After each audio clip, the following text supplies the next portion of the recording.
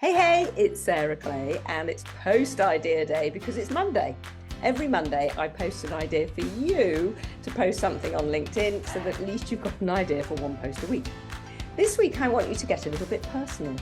I want you to tell your audience what prompted you to set up your business. People really want to know this kind of stuff. People really want to know the heart behind or inside what it is that you're doing. And if you start opening up a little bit, then people will grow closer to you. And if people grow closer to you, they're more likely to want to work with you. So just talk about what it was that prompted you to leave the thing you were doing before and do what you're doing now.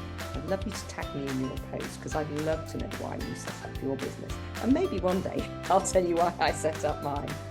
Okay, have a great week and I look forward to seeing your posts. See you later.